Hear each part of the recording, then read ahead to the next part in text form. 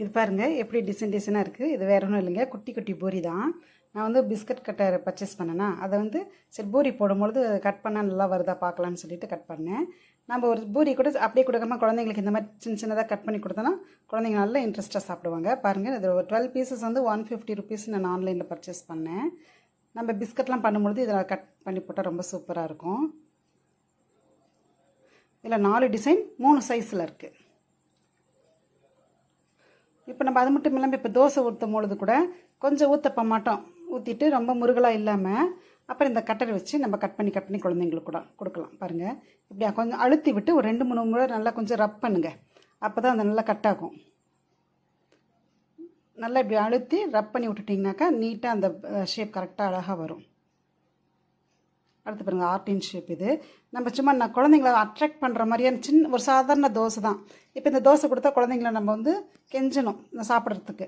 ஆனால் இந்த மாதிரி நம்ம அந்த குழந்தைங்கள அட்ராக்ட் பண்ணுற மாதிரி நம்ம ஏதோ ஒரு ஐடியாஸ் பண்ணி கொடுத்தோன்னா குழந்தைங்க அவங்களும் ஆசைப்பட்டு சாப்பிடுவாங்க. பாருங்கள், இப்போ இந்த டிசைன்ஸ்லாம் பாருங்கள் நல்லா அழகாக இருக்குது.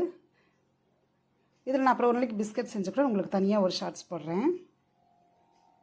இன்னும் நிறைய ஐடியாஸ் பண்ணலாம் குழந்தைங்களுக்கு இந்த சாப்பாடு கொடுக்கறதுக்கு. நம்மள சின்ன சின்ன ஐடியாஸ் யூஸ் பண்ணோன்னா குழந்தைங்க தானே சாப்பிடுவாங்க விரும்பி. இது பாருங்கள், ஃப்ளவர் டிசைன். இது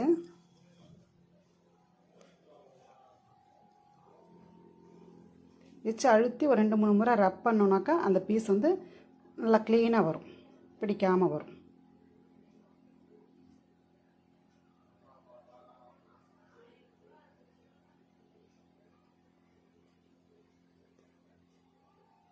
அடுத்து ஒரு ரவுண்டு பீஸ்.